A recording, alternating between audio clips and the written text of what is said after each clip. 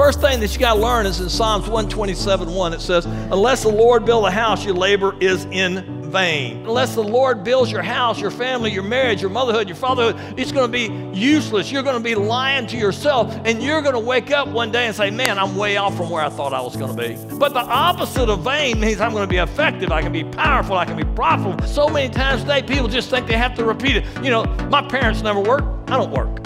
My parents were ugly to my kids. Maybe they went from drugs to drugs. Maybe they went from house to house. Maybe they went from job to job. Maybe they went from man to man. Maybe they went from woman to woman. I'm here to tell you, you don't have to repeat what they did. See, it never was God's plan for you to repeat the sins of your parent. It was for you to accept the mercy of God, because God matters.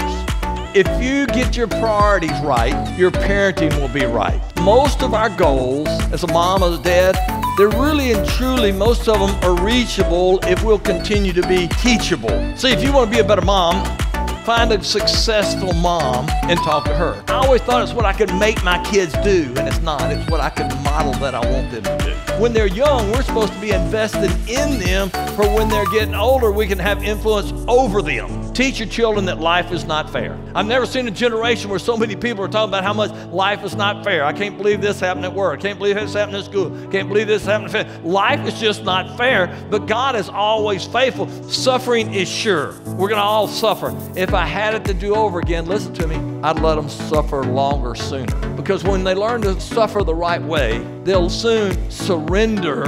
And the sooner they surrender to God, the sooner they find the satisfaction that they're looking for.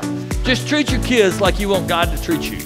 Better than that, treat your kid like God does treat you. God matters and you matter to God. Moms, there's so many times that you go through life and it's so hard to understand that you really do matter. You matter to God, you matter to your family, you matter to Journey Church. We want mother to experience a miracle, and when you experience a miracle, it all starts by showing and receiving the mercy of God. You have to come to the point, you accept the mercy of God, and you give the mercy of God.